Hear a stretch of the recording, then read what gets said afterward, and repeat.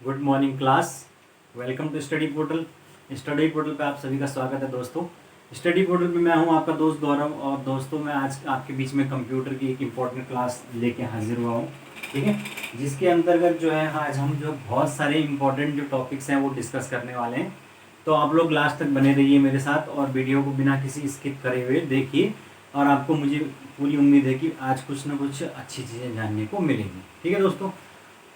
तो शुरू करने से पहले मैं आपको बता देता हूँ कि स्टडी पोर्टल जो चैनल है, इस पर आपको विभिन्न एग्जाम जैसे आपका KBS NBS हो गया, DSSB हो गया, आर्मी पब्लिक स्कूल हो गया, ये सभी जो एग्जाम्स हैं इनकी तैयारी के वीडियो लेक्चर्स उपलब्ध हैं। साथ के साथ अगर आपको किसी भी प्रकार का प्रिंटेड नोट्स चाहिए तो आप इस व्हाट्सएप नंबर पर कॉन्टैक्ट कर सकते हैं। ओके, तो यहाँ पे आपको जो है इन्फॉर्मेशन प्रोवाइड की जाएगी किस प्रकार से आपको नोट्स दिया जाएगा। ठीक है, तो दोस्तों लेट्स बिगिन। अब बिना किसी देरी के हम शुरू करते हैं। और मैं जो आपके बीच में आज टॉपिक लाया हूँ वो है जो इनपुट डिवाइसेस हैं। मैंने जो लास्ट क्लास है उसमें आपको कंप्यूटर की जो प्रोसेस है, किस प्रकार से कंप्यूटर में जो है वो इनपुट होता है, फिर प्रोसेसिंग होती है, फिर हमने माइक्रो प्रोसेसर, इन सब के बारे में डिस्कस किया। आज जो हम इनपुट डिवाइसेस हैं और आउटपुट डिवाइसेस जिनके बारे में मैंने आपको बता दिया है, आज उनके बारे में थोड़ा डिटेल से डिस्कस करते हैं। ठीक है ना। तो सबसे पहले जो इनपुट डिवाइसेस हैं, इसमें मैंने आपको सबसे पहले बताया था कि इनपुट डिवाइसेस वे डिवाइसेस होते हैं जो कि कंप्यूटर में डेटा और इंस्ट्रक्शंस को डालने के लिए प्रयुक्त होती है, और जिसमें जो सबसे इंपॉर्टेंट डिवाइस है वो है हमारा कीबोर्ड। कीबोर्ड यही है सबसे इंपॉर्टेंट। कीबोर्ड जो है वो ऐसा डिवाइस है जिसकी सहायता से हम क्या करते हैं, अल्फा न्यूमेरिक जो डेटा होता है, या जिसको हम कहते हैं टाइपिंग करके जो हम डेटा डालते हैं, चाहे हम उसमें लेटर्स लिखते हैं या उसमें कोई अंक न्यूमेरिक वैल्यू लिखते हैं, कोई सिंबल बनाते हैं, ये सारे जो डेटा ये आपस में मिलकर क्या कहलाता है, अल्फा न्यूमेरिक डेटा। या कंप्यूटर को किसी भी प्रकार का अदर इंस्ट्रक्शन जो देते हैं वो हम इसकी सहायता से देते हैं। तो इसीलिए कीबोर्ड जो है वो एक इम्पॉर्टेंट इनपुट डिवाइस है, और सबसे प्रचलित जो है इनपुट डिवाइस है आज के समय में जो इस्तेमाल होती है पर्सनल कंप्यूटर के अंदर। ठीक है। तो जो कीबोर्ड है, आधुनिक जो कीबोर्ड है उसमें जो है वो 104 कीज वाला कीबोर्ड जो है वो इस्तेमाल हो रहा है, जो कि क्या कहलाता है, क्वार्टी कीबोर्ड कहलाता है, क्वार्टी। अब क्वार्टी कीबोर्ड क्यों कहलाता है, क्योंकि जो है इसकी जो कीबोर्ड का मेन फंक्शन, मेन जो उसका इलाका होता है जहां पर कि जो अल्फाबेटिकल जो बटन्स होते हैं, जिसमें आपके ABCD और जो बाकी के अंक होते हैं, ये सारी चीज़ें होती हैं, वहाँ पर जो सबसे ऊपर का जो लाइन है ये वाली, यहाँ पर हम अगर लेफ्ट से राइट की तरफ जाएं तो हमें बटन इस प्रकार से मिलते हैं, Q, फिर W, फिर E, फिर R, फिर T और फिर Y, इस प्रकार से सबसे ऊपर वाली जो रो है कौन सी, जो अल्फाबेटिकल वाले बटन से। तो इस वजह से जो है ये जो कीबोर्ड हैं जो वर्तमान में यूज किए जाते हैं, इनको हम क्वार्टी कीबोर्ड कहते हैं। ठीक है ना, और ये काफ़ी फेमस है। ठीक है, और वर्ल्ड वाइज जो है इनकी जो है वैल्यू, इनका जो क्रम होता है वो यूनिवर्सल रहता है। ऐसा नहीं कि हम हमारे यहाँ के कंप्यूटर में हम कुछ और कर देंगे, वहाँ के कंप्यूटर में कुछ और होगा, ऐसा नहीं होता है, बल्कि ये यूनिवर्सल होता है, जहाँ हर जगह ये आप कंप्यूटर कीबोर्ड के अंदर एक जैसा ही पैटर्न मिलेगा, वही चीज़ मिलेगी, चाहे आप यहाँ यूज़ कीजिए, चाहे अमेरिका में यूज़ कीजिए, चाहे जापान में यूज़ कीजिए। ठीक है ना, तो ये होता है हमारा क्वार्टी कीबोर्ड। अब जो कीबोर्ड होता है उसमें अलग अलग जो है वो हमारी कीज होती हैं, उनको अलग अलग नामों से जाना जाता है। ठीक है, तो सबसे पहले हम देख लेते हैं, जो कीबोर्ड है वो कनेक्ट होता है USB से, या किससे, CPU से, किसके थ्रू, USB। यानी कि जो पोर्ट्स पीछे बने होते हैं इसके, जो कि कनेक्ट करते हैं किसको, कीबोर्ड को CPU से, तो उनको क्या कहते हैं, USB। USB का फुल फॉर्म होता है यूनिवर्सल सीरियल बस। ठीक है ना, तो ये जो USB पोर्ट होता है इसकी सहायता से हम क्या करते हैं, कनेक्ट करते हैं कीबोर्ड को आपके CPU से। उसके अलावा जो है हमारा आजकल जो है वो वायरलेस वाला चलता है कीबोर्ड, जो कि कनेक्ट होता है किससे, ब्लूटूथ से। ब्लूटूथ की सहायता से ये कनेक्ट होता है, या कभी कभी कुछ कुछ जो है वो वाईफाई की सहायता से भी कनेक्ट होते हैं, ठीक है। तो ये जो है वो वर्तमान में इस्तेमाल होते हैं, ठीक है। अब जो कीबोर्ड है उसमें जो सबसे इम्पोर्टेंट सेक्शन होता है जिसको हम कहते हैं मेन कीबोर्ड। मेन कीबोर्ड तो वो क्या होता है, जहां पर जो है वो ए से लेकर और जेड तक के जो है जितने भी इधर की साइड जो लेफ्ट साइड है ए से जेड तक की जो हमारे अल्फ़ाबेट हैं वो लिखे होते हैं, उनके बटन बने हैं। साथ के साथ उसमें जो है हमारे जो और बटन होते हैं वो किस चीज़ के होते हैं, पूर्ण विराम, अल्प विराम, इन सब चीज़ों के होते हैं, ठीक है। तो ये है सब इम्पोर्टेंट सेक्शन जो उसको मेन कीबोर्ड बोलते हैं। दूसरा जो हमारे पास सबसे ऊपर का जो सेक्शन होता है वो होता है फंक्शन कीज।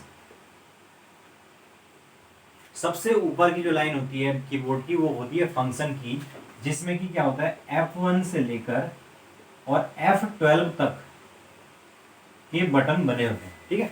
और जो ये होते हैं F1 से F12 तक, इन बटनों का अपना अपना विशेष कार्य होता है, डिपेंड करता है कि आप कौन सा सॉफ्टवेयर उस समय इस्तेमाल कर रहे हैं, ठीक है ना। जैसे कि नॉर्मली जो है F4 जो है वो हम रिफ्रेश करने के लिए यूज करते हैं, लेकिन अगर मैं ऑल्ट के साथ F4 दबाऊं तो तब ये जो है वो एग्जिट के लिए एंटर होता है, यानी हम सीधे सीधे बाहर आ जाते हैं किसी भी फाइल से, या कोई भी हमने सॉफ्टवेयर ओपन किया उससे हम डायरेक्ट बाहर निकल सकते हैं। तो ये डिपेंड करता है कि आप कौन सा सॉफ्टवेयर यूज करते हैं और कौन सा शॉर्टकट उसमें इस्तेमाल करते हैं, ठीक है। तो ये जो कीज हैं इनको फंक्शन की से कहा जाता है, क्योंकि इनके अलग अलग फंक्शन है डिपेंड अपॉन सॉफ्टवेयर, और ये सबसे लाइन ऊपर की जो लाइन होती है उसमें होते हैं, ठीक है। नेक्स्ट जो हमारे पास सॉफ्टवेयर होते हैं वो सॉफ्टवेयर कह रहा हूँ बटन होते हैं।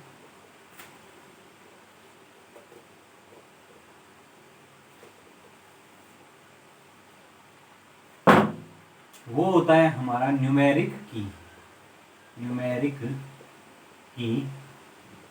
जो कि जो है वो यहाँ पर सबसे राइट की साइड में इस प्रकार से एक होता है कैलकुलेटर की तरह, जिसमें कि इस प्रकार से अंक होंगे 1 2 3 4 5 6 7 8 9, और उसके अलावा जो है यहाँ पर ऊपर पे जो एक कीज होगी इसको कहते हैं नम लॉक। तो ये जो सेम कैलकुलेटर की भांति होता है राइट साइड पे कीबोर्ड के, और इसके ऊपर जो है ये एक फंक्शन होता है उसको कहते हैं नम लॉक। जब ये नम लॉक हम ऑन करते हैं तो उसके बाद यहाँ पर एक क्या होती है, बत्ती जलती रहती है। जब ये नम लॉक की ऑन है तो तब ये जो है ये काम करेगा, यानी कि जो न्यूमेरिक वैल्यू जो हम टाइप करना चाहते हैं वो इससे टाइप हो जाएंगे। अगर ये नम लॉक ऑफ रहेगा तो उस टाइम पर जो है ये जो बटन है ये फंक्शन ये अलग काम करेंगे, ठीक है ना। ये जो है ये काम करेंगे किसका, एंटर का, और एंटर कह रहा हूं मैं, ये काम करेंगे होम पेज का, page up, page down, delete, ये सारे ऑप्शन की तरह ये काम करेंगे जबकि नम लॉक ऑफ होगा, लेकिन जो न्यूमेरिक वैल्यू है वो हम टाइप नहीं कर पाएंगे उसमें, ठीक है ना। तो ये इसकी विशेषताएं। आगे चलते हैं।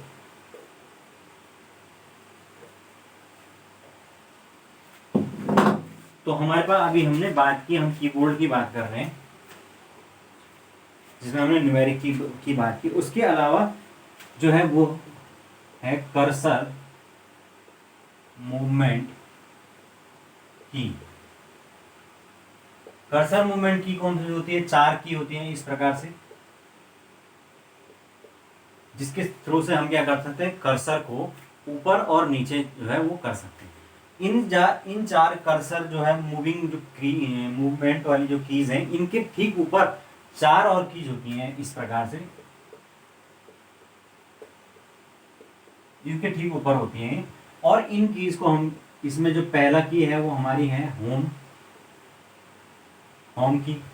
होम की को दबाने से क्या होता है कि इस की को दबाने से हम किसी भी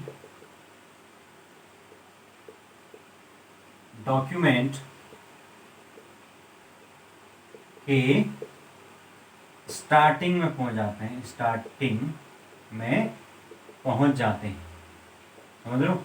कोई डॉक्यूमेंट, कोई भी फाइल कुछ भी आप देख रहे हैं तो उसके स्टार्टिंग पे जो है आपको अगर कर्सर पहुंचाना है तो आप सीधे सीधे होम की प्रेस कीजिए, होम की से आप सीधे वहीं पर आपको कर्सर मिल जाएगा। ठीक है, उसके अलावा अगर आपने वेब पेज खोला हुआ है कोई, तो वेब पेज में आप सीधे पहुंच जाएंगे किसके ऊपर, होम पेज के ऊपर।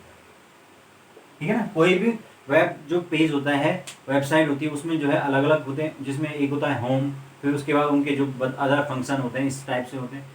तो जो होम होता है वो पहली जब वेबसाइट खुलती है तो उसका जो पहला डिस्प्ले वो होम पेज कहलाता है, और उसी होम पेज पे हम डायरेक्ट होम की सहायता से पहुंच सकते हैं। ठीक है ना, और दूसरा जो यहाँ पर बटन होता है वो होता है एंड। एंड बटन की सहायता से हम जो है वो हम फाइल या डॉक्यूमेंट की लास्ट में सीधा सीधा पहुंचा सकते हैं किसको, कर्सर। ठीक है, तो ये है हमारा एंड बटन का रूल। ठीक है, इसके लिए जो है हमें एंटर करना होगा and plus control, and plus control, यानी कंट्रोल के साथ जो है एंड को जब हम प्रेस करेंगे तो हम सीधे कर्सर को अंतिम जो बटन है उस पर पहुंचा पाएंगे। ठीक है, तो ये है। उसके अलावा जो हमारे पास नेक्स्ट बटन है वो है page up and page down. यहीं पर जो 4 बटन है उसमें नेक्स्ट 2 बटन है पेज अप और पेज डाउन। पेज अप यानी कि पिछले पेज पर पहुंचा देगा फाइल में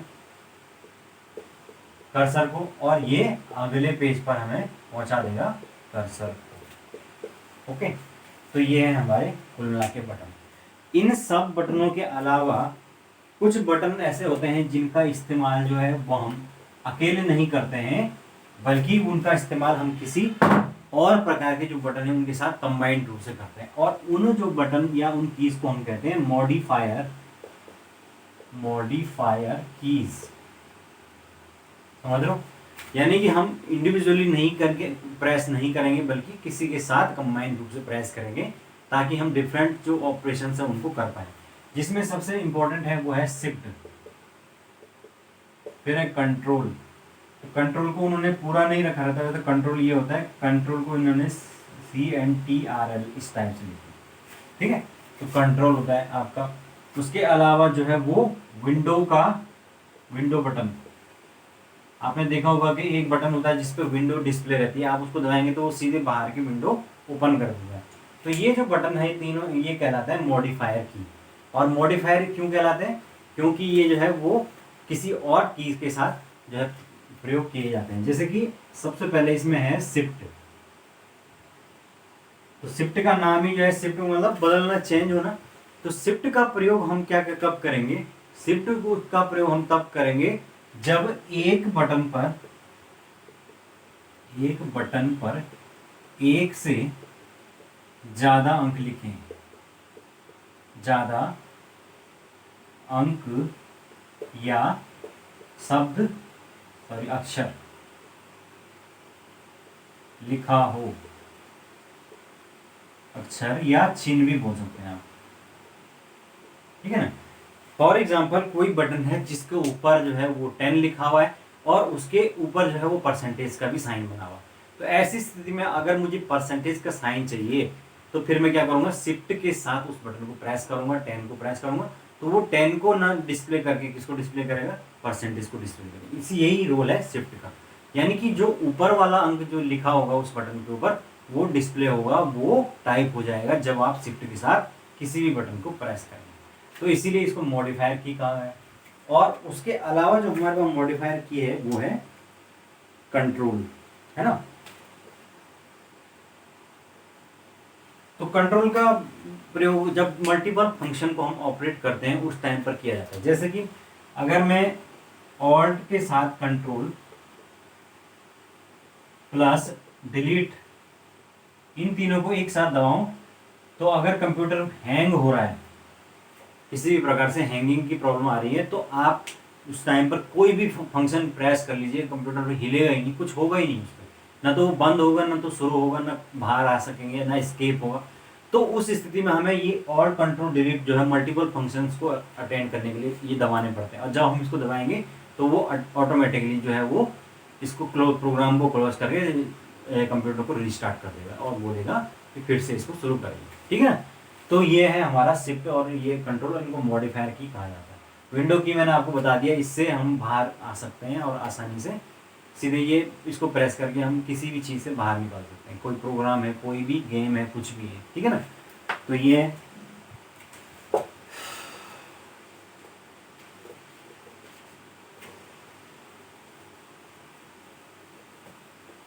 उसके अलावा जो है जो कुछ की होती हैं वो कहलाती हैं हमारी special purpose keys. Special purpose keys में जो पहला कीज है वो तो वही है जो मैं अभी आपको बता चुका हूँ, नम लॉक, नम की। नम की का रोल है कि जो नम न्यूमेरिक पैड होता है उसको ऑफ और ऑन करना। ठीक है ना। तो ये बताने की जरूरत नहीं। दूसरा जो हमारे पास आता है वो है कैप्स लॉक। तो कैप्स लॉक जो है वो उसका काम होता है अपर केस और लोअर केस, है ना। यानी जब हम कैप्स लॉक को ऑन रखते हैं तो वो जितने भी हमारे पास लेटर्स हैं उनको अपर केस या कैपिटल लेटर में से दिखाएगा, और अगर हम उसको ऑफ रखते हैं तो वो उसको लोअर केस में दिखाएगा। ठीक है। और इनको कैप्स लॉक को ऑन करने के दौरान कीबोर्ड पर एक दूसरी जो लाइट है वो लगातार बीप होती रहती है, तो उससे हमें सिंबल पता चलता है कि कैप्स लॉक ऑन है या ऑफ है। ठीक है ना। तीसरा जो हमारे पास इसमें होता है वो है टैब की। टैब की, तो टैब को जो की होती है उसका इस्तेमाल किस लिए किया जाता है, एक जो शब्द है या किसी भी पेज में जो है वो विशेष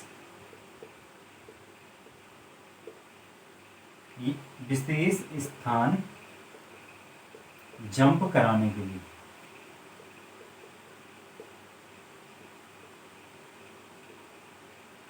उसके अलावा टेबल्स, चार्ट, यानी कि कुल मिला के जो है वो टैब के कहाँ इस्तेमाल होगी, जब हमें क्या करना है, कर्सर को एक निश्चित दूरी तक खुदा के ले जाना है बिना किसी देरी के। हमें क्या करना है, उसको एक फिक्स डिस्टेंस पर ले जाना है, तो उसके लिए हम टैब की का इस्तेमाल करते हैं। और टैब की क्यों ज़रूरी होती है, क्योंकि जो हम डिफरेंट, अगर हम कोई बड़ा सा डॉक्यूमेंट टाइप कर रहे हैं, कुछ भी लिख रहे हैं, तो वहाँ पर हमें क्या चाहिए, प्रत्येक पैरा के अंदर या अगर हमें कहीं पे कोई स्पेस छोड़ना है तो वो बराबर होना चाहिए सभी में, है ना। अगर हम उसको स्पेस बार की सहायता से करेंगे तो क्या होगा, कम कहीं पे स्पेस ज़्यादा हो सकता है, कहीं पे कम हो सकता है, तो उससे डॉक्यूमेंट का जो फॉर्मेटिंग है वो खराब हो जाएगी। फॉर्मेटिंग कब सही होगी, जब प्रत्येक जो पैराग्राफ है उसमें इक्वल डिस्टेंस होगी। जब इक्वल डिस्टेंस कब होगी, जब हम टैब का इस्तेमाल करेंगे। तो टैब से हम क्या करेंगे, 2 या 3 टैब देंगे तो बराबर होगा, प्रत्येक में 3-3 टैब दे के चलेंगे तो वो इक्वल नंबर ऑफ डिस्टेंस को कवर करेगा। ठीक है ना।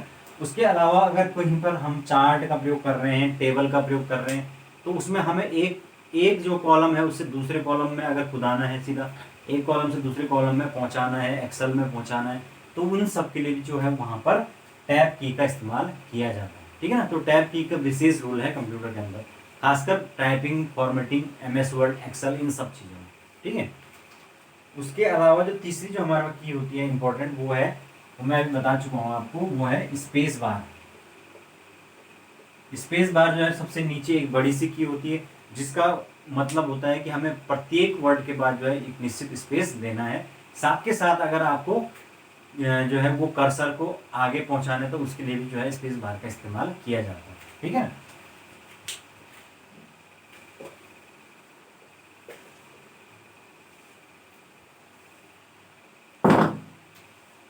उसके बाद हमारे पास नेक्स्ट जो की है वो है रिटर्न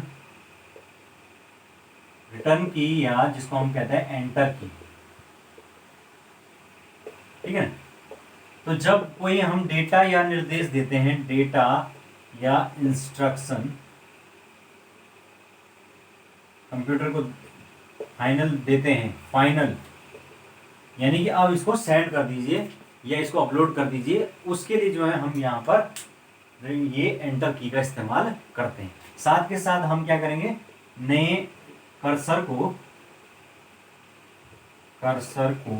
नए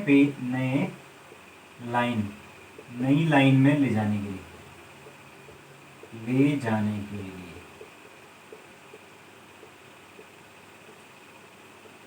यानी कि मैंने यहाँ तक लिख दिया, अब मैं चाहता हूँ सीधे मैं नीचे वाली लाइन में लिखूँ, तो उसका मतलब मुझे क्या करना पड़ेगा, एंटर की प्रेस करनी पड़ेगी और इस जो कर्सर है वो अपने आप उससे नीचे वाली जो लाइन होगी उसमें आ जाएगा। अगर उसमें भी नहीं लिखना तो फिर से एंटर की प्रेस कीजिए, फिर नीचे आ जाएगा। तो इस प्रकार से जो है वो फटाफट इसमें लाइन चेंज करने के भी इसका काम होता है, ठीक है ना। तो ये है। उसके अलावा जो है यहाँ पर एक की होती है जिसको हम कहते हैं स्क्रॉल बैक। स्क्रॉल बैक, तो स्क्रॉल बैक की होती है, उसका इस्तेमाल क्या होता है कि अगर स्क्रीन पर जो है वो कुछ भी चीज स्क्रॉल हो रही है, स्क्रॉल का मतलब कि वो ऐसे लगातार नीचे से ऊपर की तरफ चल रही है, जैसे आपने कई बार इंटरनेट पर देखा हो या कुछ इस तरीके से।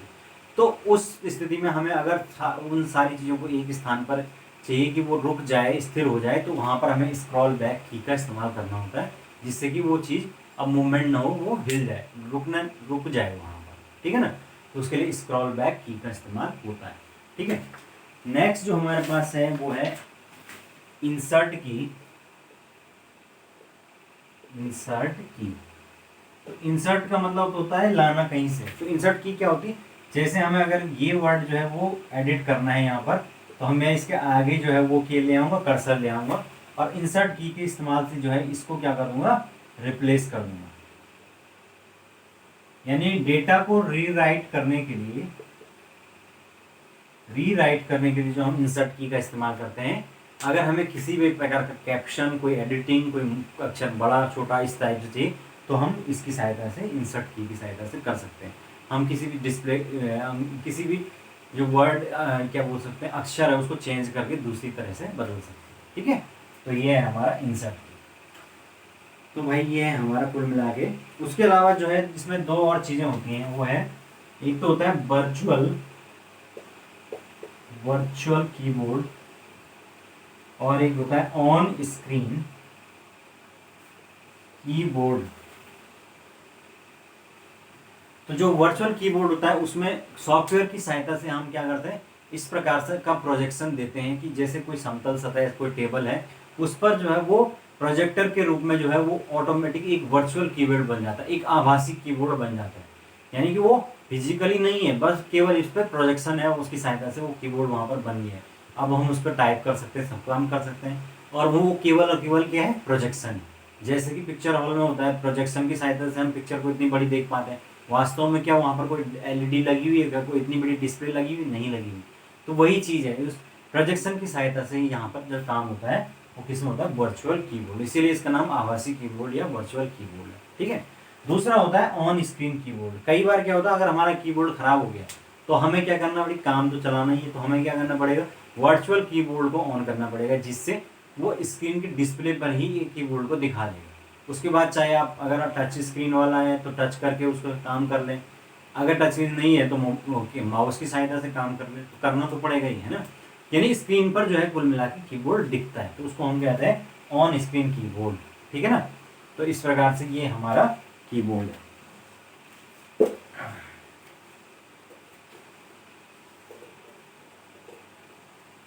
मेरे ख्याल से अब आप कीबोर्ड को अच्छी तरीके से समझ गए होंगे, ठीक है। अब हम बात करेंगे माउस की। माउस जो है उसका आविष्कार 1964 में किया गया डगलस एलिंगबर्ट के द्वारा। डगलस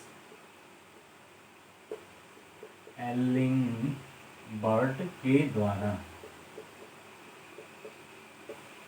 ये हमारा एक इम्पोर्टेंट जो है इनपुट डिवाइस है, जिसकी सहायता से हम जो है वो कर्सर के प्रयोग से हम विभिन्न प्रकार के इंस्ट्रक्शन को देते हैं, उनको एडिट करते हैं, सारे काम करते हैं, ठीक है ना।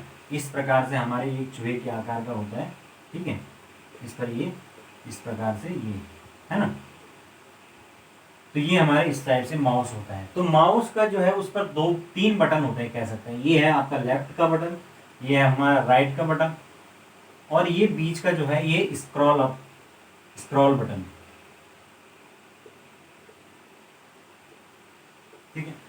जो राइट का बटन होता है, सॉरी लेफ्ट का बटन होता है, ये मेन बटन होता है। इसकी सहायता से हम क्या कर सकते हैं, हम यहाँ पर जो है वो पॉइंट कर सकते हैं, ड्रैग कर सकते हैं, ठीक है। और क्या कर सकते हैं, पॉइंट कर सकते हैं, ड्रैग कर सकते हैं, डबल क्लिक कर सकते हैं, क्लिक कर सकते हैं, डबल क्लिक, क्लिक, ठीक है। जब हम क्लिक करते हैं तो सिंगल क्लिक करते हैं, लेकिन जब हमें उस फाइल को अंदर खोलना होता है तो फिर हम क्या करते हैं, 2 बार लेफ्ट क्लिक, डबल क्लिक करते हैं। फिर हम जब पॉइंट जो है उस पर करते हैं तो उस पर केवल पॉइंट को ले जा लेते हैं। लेकिन अगर हमें ड्रैग करना है, उसको खींचना है, किसी आइकन को एक इधर से उधर खींचना है, वीडियो को इधर से उधर भेजना है, फाइल को इधर से उधर भेजना है, तो फिर हमें खींच के उसको ले जाना पड़ेगा। तो हमें क्या करना पड़ता है, प्रेस करके खींच के ले जाना पड़ता है, उसको कहते हैं ड्रैग करना, ठीक है ना। तो ये सारे काम हम लेफ्ट वाले बटन से कर लेते हैं। ये राइट वाला जो बटन है सेकंड, इसकी सहायता से हम क्या करते हैं, हम कुछ प्रकार जो कंप्यूटर है उसकी जो है हम प्रॉपर्टीज चेक कर सकते हैं। यहाँ से किसी भी फाइल की प्रॉपर्टीज, उसके अंदर जो है हम उसका मेनू बॉक्स हो गया, हमें अगर डायलॉग बॉक्स खोलना है, एडिटिंग के लिए कुछ बॉक्स खोलना है, तो वो हम किसकी सहायता से, राइट बटन की सहायता से करते हैं, ठीक है। और यहाँ पर एक गोली सी होती है जो इस प्रकार से गोल गोल घूमती रहती है, उसका काम केवल क्या होता है, फाइल को अप एंड डाउन करना है, यानी स्क्रॉल अप, पेज कोई भी हो उसको, चाहे वो वेब पेज हो, नॉर्मल पेज हो, उसको स्क्रॉल अप करने के लिए ये बटन का इस्तेमाल होता है, ठीक है। जो ये माउस होता है इसके नीचे जो है एक ऐसी गोल बॉल होती है, और ये जो गोल बॉल है, ये जो सरफेस है उस पर लगातार जो है वो घूमती है, जिसके कारण जो है वो पॉइंटर भी उसी दिशा में स्क्रीन पर दौड़ता है, ठीक है। लेकिन ये पहले होता था, क्योंकि इस प्रकार की टेक्नोलॉजी उस टाइम पर प्रचलित थी। लेकिन धीरे धीरे क्या हुआ कि जो उस प्रकार के माउस हैं वो अब प्रचलन से बाहर हो गए, क्योंकि वो कई बार फंस जाते थे, फिर उनके लिए प्रॉपर आपको नीचे एक सरफेस चाहिए था, तो वो सही से काम नहीं कर पाते थे। तो उसी की जगह पर अल्टरनेटिव जो हमारे पास आए हैं वर्तमान में, वो है हमारे कौन से, laser beam, laser beam mouse. तो अब जो माउस आता है उसमें नीचे से जो है वो लेजर बीम जो है वो पड़ती है, और वो लेजर बीम जो है वो जब हम खिसकाते हैं तो वो लेजर बीम जहाँ जहाँ खिसकेगी, कर्सर भी उसी हिसाब से मूवमेंट होता है, ठीक है। तो अब लेजर बीम टेक्नोलॉजी वाले माउस इस्तेमाल किए जाते हैं। उसके अलावा जो माउस है वो भी हमारे पास एक तो पोर्ट की सहायता, यूएसबी पोर्ट की सहायता से हम इस्तेमाल करते हैं, लेकिन अब वायरलेस भी आ चुके हैं। वायरलेस जो है वो उस पर सेल होते हैं, वो सेल की सहायता से, अब चार्जिंग वाले भी आ गए हैं, वाईफाई की सहायता से आ गए, बहुत सारी चीज़ें अब आ गई हैं, ठीक है ना। तो ये है हमारा माउस, ओके।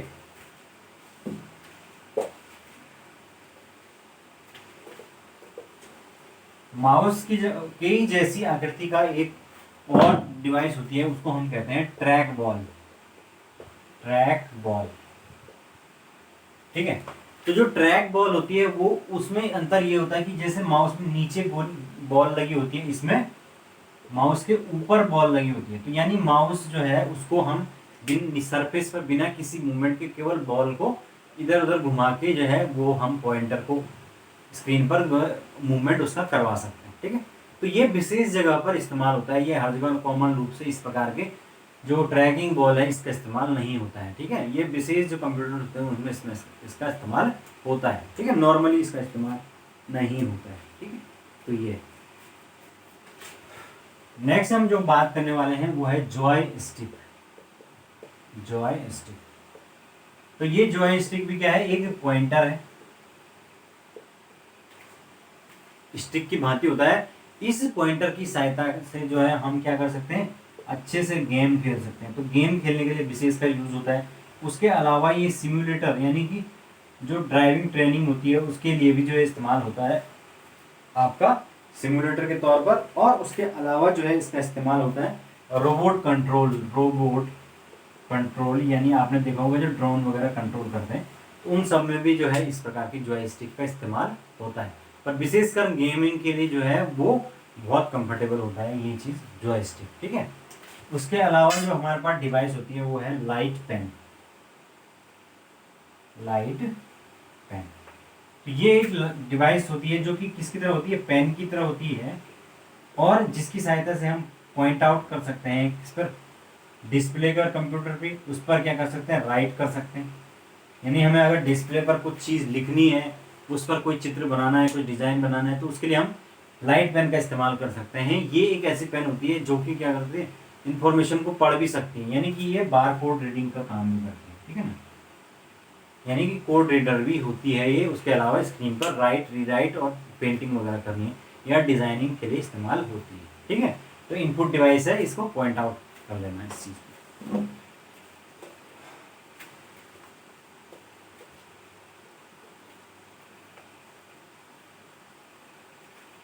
नेक्स्ट आगे चलते हैं। आगे जो नेक्स्ट डिवाइस है हमारे पास वो है स्कैनर, ठीक है। तो स्कैनर क्या होता है? स्कैनर का काम है कि जो हमारे पास फिजिकल रूप में जो चीजें हैं, जो कोई भी टेक्स्ट है, कोई इमेज है, कुछ भी है, उसको जो है वो डिजिटल फॉर्म में लेके आना, डिजिटल फॉर्म में लेके आना, यही तो होता है। माने बाद मेरे पास कोई डॉक्यूमेंट पड़ा हुआ है अपना 10th क्लास का, मैं चाहता हूँ कि मैं इसको अपने मोबाइल में भी एज ए डिजिटल कॉपी इसकी सेव करूँ, तो मैं क्या करता हूँ, उसको स्कैनर के अंदर डालता हूँ। स्कैनर क्या करेगा, उसकी पूरी कंप्लीट एक इमेज ले लेगा और उसको एज ए फाइल कन्वर्ट करके कंप्यूटर के अंदर स्टोर कर लेगा, ठीक है। तो ये काम होता है स्कैनर का। और स्कैनर में भी सबसे जो फेमस आजकल चलते हैं वो है बार कोड स्कैनर। सबसे पहले तो ये समझ लीजिए कि जो बार कोड है वो क्या होता है। बार कोड क्या होता है, इस प्रकार से जो हॉरिजेंटल जो है वर्टिकल काली पट्टियों की एक श्रृंखला होती है, इस प्रकार से, जिस पर कि नीचे इस प्रकार से 0 1 2 3 4 5 6 7 8 इस प्रकार से अंक जो है वो लिखे होते हैं। और ये जो काली पट्टियां होती है इनके पीछे जो है वो कंप्लीट इंफॉर्मेशन होती है छिपी हुई।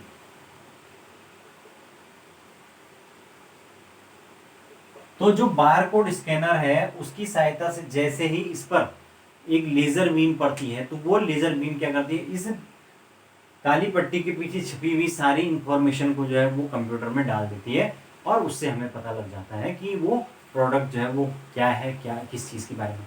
हमने देखा है कि आजकल इसका इस्तेमाल हर जगह हो रहा है। हम जब पोस्ट ऑफिस में जाते हैं तो वहाँ पर जो है स्पीड पोस्ट करने के लिए वो क्या करते हैं, उस पर एक टिकट लगाया, उसको बारकोड से स्कैन कर दिया, बस हो गया, सारी इन्फॉर्मेशन चली गई कंप्यूटर में, कुछ डालने की ज़रूरत ही नहीं। इसी प्रकार जो हम मॉल में शॉपिंग करने जाते हैं तो जो सारी की सारी चीज़ें हैं उस पर वो प्राइस थोड़ी वहाँ पर डिसाइड करते हैं, प्राइस ऑलरेडी इस कोड के अंदर है जो कि उस कपड़े पर लगा हुआ है। जैसे ही हम वहाँ पे बिल काउंटर में जाते हैं वो क्या करता है, उस पर एक मशीन से उसको स्कैन करता है, तो वो मशीन कौन सी होती है, वही है बारकोड स्कैनर। यानी बारकोड स्कैनर के बिना जो है आज के ज़माने में हम अब इमेजिन भी नहीं कर सकते हैं मार्केटिंग किस प्रकार से चलेगी, ठीक है ना। ओवरऑल जो है हर चीज़ जो है उसके ऊपर बारकोड होता है। यहाँ तक कि इस पर जो ये मार्कर है इसके ऊपर भी बारकोड था, लेकिन ये मिट चुका है, लेकिन यहाँ पर इसका बारकोड लिखा हुआ है, ठीक है। तो बारकोड क्या होता है, किसी भी प्रोडक्ट, किसी भी चीज़, किसी भी फाइल, कोई भी आइटम, इसकी कंप्लीट जो जानकारी होती है उस बारकोड के अंदर छिपी होती है और उसको स्कैन करके जो है इसके द्वारा कंप्यूटर में उसकी इंफॉर्मेशन डाल दी जाती है, तो उसको हम कहते हैं बारकोड स्कैनर, ठीक है। तो ये है, तो ये हो गया बारकोड।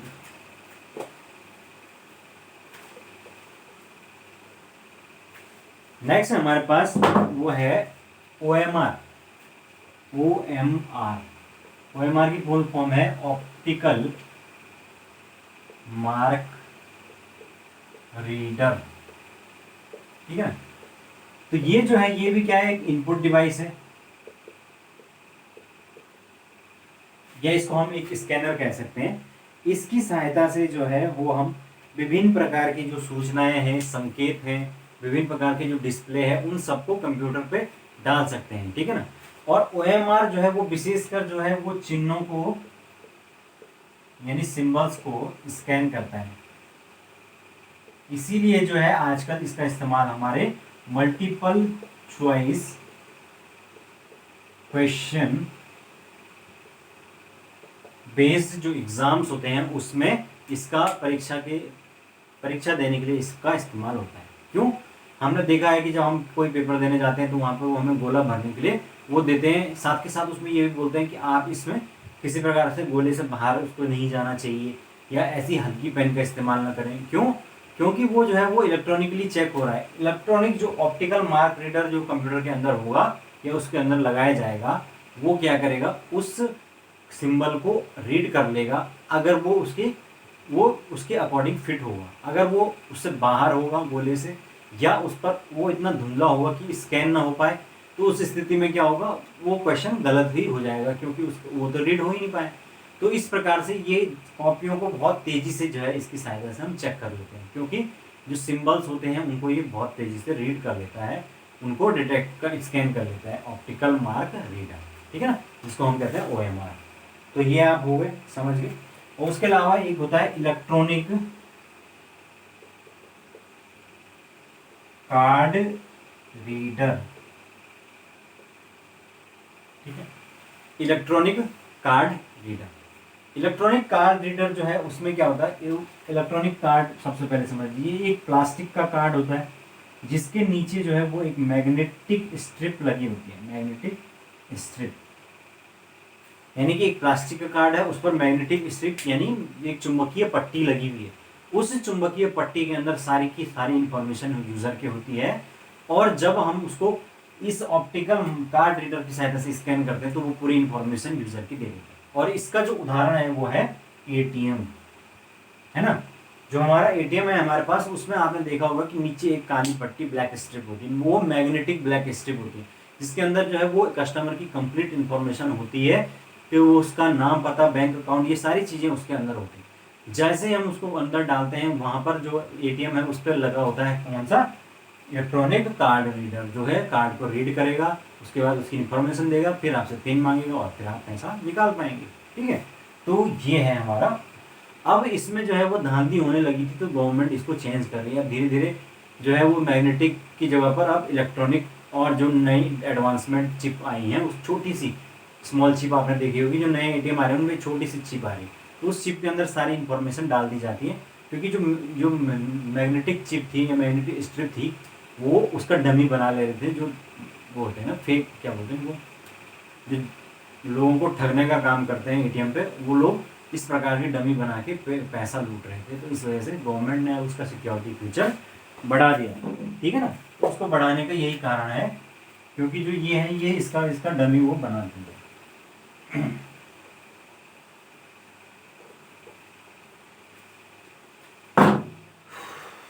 ओके, तो ये हो गया हमारा ऑप्टिकल कार्ड रीडर। अब हम बात करेंगे आउटपुट डिवाइस की। इनपुट डिवाइसेस में हमने इनफ बात कर ली। इनपुट डिवाइसेस में और जो है नॉर्मल डिवाइसेस भी होती हैं, जैसे स्पीच रिकॉग्नाइजेशन डिवाइस। जैसे मोबाइल में मैं अगर बोलता हूँ कि हे सिरी लेट्स डू दिस, तो ये भी क्या है, ये भी एक इनपुट डिवाइस है ना। अगर मैं स्पीकर पे कोई चीज़ बोलता हूँ तो वो भी इनपुट डिवाइस है। अगर मैं वीडियो कैमरे से कोई चीज़ रिकॉर्ड करता हूँ तो वो भी इनपुट डिवाइस है। अगर मैं आपका वेब कैम की सहायता से वीडियो कॉल करता हूँ वो भी इनपुट डिवाइस है। तो ये सारी की सारी इनपुट डिवाइस है। अब आउटपुट जो डिवाइस है उसमें सबसे इंपॉर्टेंट हमारे पास है वो है मॉनिटर, ठीक है। जो मॉनिटर है वो क्या करता है, जो आउटपुट है उसको एक सॉफ्ट कॉपी के रूप में प्रोवाइड करता है, सॉफ्ट कॉपी, ठीक है। आप सबसे पहले तो ये समझ लीजिए कि सॉफ्ट कॉपी और हार्ड कॉपी क्या होती है। सॉफ्ट कॉपी और हार्ड कॉपी, तो ये सॉफ्ट कॉपी यानी कि डिजिटल आउटपुट, और ये जो है वो स्थायी या परमानेंट आउटपुट, समझ लो। डिजिटल रूप में जब तक चीजें कंप्यूटर के अंदर हैं वो सारी की सारी क्या है, सॉफ्ट कॉपी है। और जब हमने उसको प्रिंट आउट करा दिया, हमारे पास उसका एक स्थायी रूप से डॉक्यूमेंट आ गया है, तब वो बात कहलाती है हार्ड कॉपी आउटपुट, ठीक है। तो ये कई बार इस्तेमाल होता है, लोग समझ नहीं पाते कि हार्ड कॉपी क्या चीज़ है, ठीक है। तो अब जो ये मॉनिटर है ये हमारे पास कैसा है, एक सॉफ्ट कॉपी आउटपुट के अंतर्गत आएगा। अब मॉनिटर जो है वो कितने प्रकार के होते हैं वो भी देख लेते हैं। जो मॉनिटर है वो अगर हमें उसके हिसाब से देखूं, कलर के हिसाब से, तो डिस्प्ले के हिसाब से जो शुरुआत में आए थे वो नॉर्मल आते थे, जिनको हम कहते हैं ग्रे स्केल, और उसके बाद जो है वो नेक्स्ट आए हमारे पास मोनोक्रोम। तो ये जो ग्रे स्केल थे ये तो कंप्लीट जो है वो ब्लैक एंड वाइट सबसे शुरुआती जो कंप्यूटर थे ब्लैक एंड व्हाइट तरीके से चलते थे। उसके बाद मोनोक्रोमिक में जो हमारे पास है वो 2 कलर, 2 रंग, ठीक है, नीला और दूसरा जो इसमें कलर इस्तेमाल हुआ था वो है काला, सॉरी लाल, सॉरी ये इसमें कोई 2 कलर इस्तेमाल नहीं थे, इसको रहने दीजिए। यानी कुल मिला के इसमें ये 2 रंग का इस्तेमाल था, जो एक तो बैकग्राउंड वाला था और एक अगर जो ऑब्जेक्ट उसमें दिखाई देता था मॉनिटर पे वो दूसरे कलर का था। 2 ही रंगों के इस्तेमाल होते थे मोनोक्रोमिक। फिर हमारे पास आए लेटेस्ट वो है कलर वाले मॉनिटर, कलर मॉनिटर। तो कलर जो मॉनिटर है उनको हम RGB भी कहते हैं। RGB का मतलब होता है रेड, ग्रीन और ब्लू। तो ये 3 बेसिक कलर जो है इनको मिलाकर अलग अलग मिश्रण से इसमें लगभग सारे जो अदर कलर हैं वो बन जाते हैं। इसके अंदर वो अदर कलर की डिस्प्ले भी आपको दिखाएगा। तो यानी कुल मिला के ये कलर मॉनिटर है। तो ये तो हमारे पास कलर के हिसाब से। अब टेक्नोलॉजी जो है वो भी चेंज होती गई धीरे धीरे, तो उसके हिसाब से भी एडवांसमेंट होता गया, ठीक है।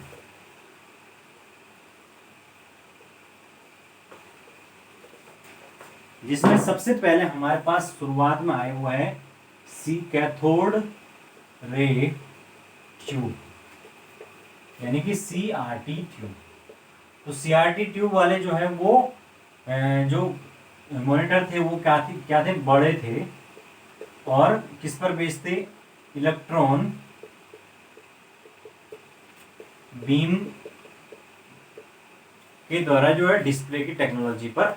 आपने देखा होगा पुराना टीवी कभी खोल के देखना, इतना बड़ा इतना मोटा होता था, पीछे उसकी एक पूरी की पूरी ट्यूब होती थी।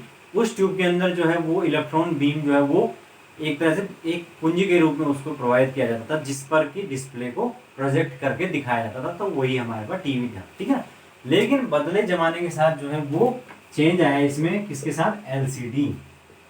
LCD होती है लिक्विड क्रिस्टल डिस्प्ले, ठीक है ना। तो ये जो लिक्विड क्रिस्टल डिस्प्ले है इसमें क्या होती है, 2 जो परत होती हैं, परतों के बीच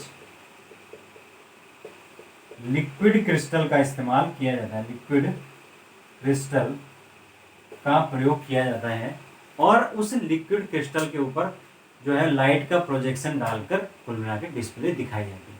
तो ये जो LCD डिस्प्ले हैं ये अपेक्षाकृत इनके आने से फिर क्या हुआ, टीवी का जो साइज है वो पतला हो गया, हल्का भी हो गया, लाइट एफिशिएंट भी हो गया, ठीक है। उसके बाद जो लेटेस्ट टेक्नोलॉजी हमारे पास आई वो है हमारा LED, ठीक है। तो LED का मतलब होता है लाइट एमिटिंग डायोड, ठीक है, लाइट एमिटिंग डायोड यानी कि प्रकाश को इमिट करने वाले डायोड। तो ये इस टेक्नोलॉजी के आने से जो है वो कंप्यूटर जो है वो एक तो उनका जो कलर जो है वो और ज़्यादा ब्राइट हो गया, फिर उन पे जो डिस्प्ले भी आकार में छोटी बड़ी अपने हिसाब से लेकिन पतली हो गई और हाई साइज में बहुत हल्का टीवी हो गया। तो LED इसमें जो है लेटेस्ट टेक्नोलॉजी है। तो इस पर बेस मॉनिटर आते हैं, टीवी आता है, लैपटॉप आता है, आपके मोबाइल आते हैं, ये सारी की सारी चीज़ें जो है वो एक साथ जुड़ी हुई हैं, ठीक है। तो ये इस प्रकार से हमारे टेक्नोलॉजी में 3 प्रकार से चेंज आया है, CRT, उसके बाद आपके LCD और फिर आया LED, ठीक है। तो ये है हमारा। अब इसमें ये होता है, कई बार हम सोचते हैं कि ये कंप्यूटर जो है उसका मॉनिटर, कुछ लोगों ने आपने सुना होगा कि ये मॉनिटर अच्छा है, ये खराब है। तो ये सारी जो चीज़ें हैं ये किसके ऊपर डिपेंड करती है, क्वालिटी के ऊपर। और क्वालिटी किसके ऊपर डिपेंड करती है, सबसे पहले पिक्सल्स। तो पिक्सल का मतलब होता है डॉट्स। जो कंप्यूटर होता है या कोई भी डिस्प्ले है उसकी स्क्रीन पर जो है वो रंगीन छोटे छोटे डॉट होते हैं। उन डॉट्स को ही हम क्या कहते हैं, पिक्सल कहते हैं। वो डॉट्स जितने ज़्यादा एक दूसरे के क्लोज होंगे, जितने करीब होंगे, इमेज जो है उतनी ज़्यादा साफ दिखेगी, वीडियो उतनी ज़्यादा क्लियर दिखेगी। और उसी को हम फिर क्या कहते हैं, रेजुलेशन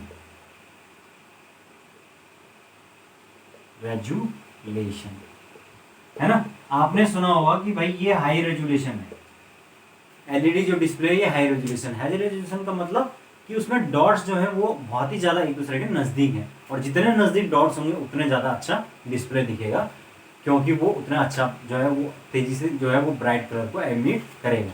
ठीक है। और तीसरा जो इसमें चीज़ अफेक्ट करती है वो है हमारा रिस्पॉन्स टाइम और फिर रिफ्रेश रेट।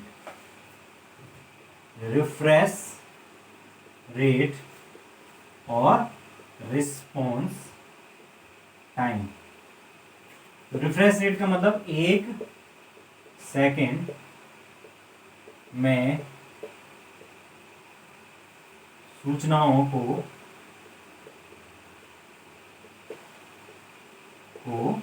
रिफ्रेश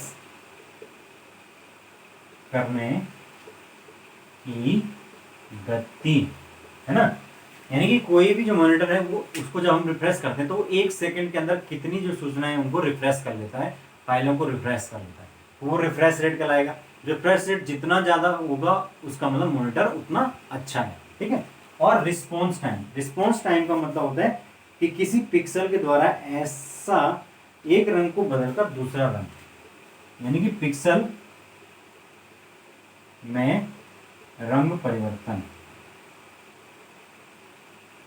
जितनी तेजी से जो है वो पिक्सल या डॉट के अंदर जो है वो रंग परिवर्तन होगा उतनी तेजी से स्क्रीन चेंज होगी, और जितनी तेजी से स्क्रीन चेंज होगी जो है वो स्क्रीन उतना ज़्यादा रिस्पॉन्स करेगा। यानी हमें जो रिस्पॉन्स टाइम है वो कम चाहिए, जितना कम रिस्पॉन्स टाइम होगा उतना अच्छा वो माना जाएगा कि ये मॉनिटर या कोई भी डिस्प्ले एलईडी जो है वो उतना अच्छा है। ठीक है ना। तो ये हमारे फैक्टर हैं कुछ, pixels, resolutions, refresh rate and response time. Pixel का मतलब होता है कि dots, colour dots available on screen. हमने देखा है कि हम जब हम मोबाइल लेते हैं तो हम सबसे पहले उसमें क्या देखते हैं कि कितने मेगा पिक्सल का है ये कैमरा, कितना पिक्सल। तो पिक्सल क्यों देखते हैं हम? पिक्सल देखने का कारण ही वही है कि हमें ज़्यादा क्लियर इमेज चाहिए, और वो कब होगी? जब डॉटेड ज़्यादा नज़दीक होंगे एक दूसरे के, और वो इतनी तेज़ी से चमकेंगे कि वो कलर को अच्छी तरीके से एमिट करेंगे। ठीक है। तो ये है हमारा आज का सेशन। अब इसमें जो है वो प्रिंटर रह गया है, तो क्लास बहुत लंबी हो रही थी इसलिए मैंने आज इतना ही रखा। प्रिंटर जो है उसके भी टाइप्स होते हैं अलग अलग, वो मैं आपको नेक्स्ट क्लास में बताता हूँ। ठीक है। तो बाकी जो है वो और भी चीज़ें हैं जो धीरे धीरे, मेमोरी, स्टोरेज, ये सारी चीज़ें बताऊँगा। तो आप टेंशन मत लीजिए, धीरे धीरे हम सारी क्लासेस को बनाएंगे और अच्छे से पढ़ेंगे। ठीक है। तो मेरे साथ आप इसी तरीके से बने रहिए, हम आने वाले टाइम में धीरे धीरे सारी चीज़ों को पढ़ते रहेंगे। Okay class. तो थैंक यू सो मच।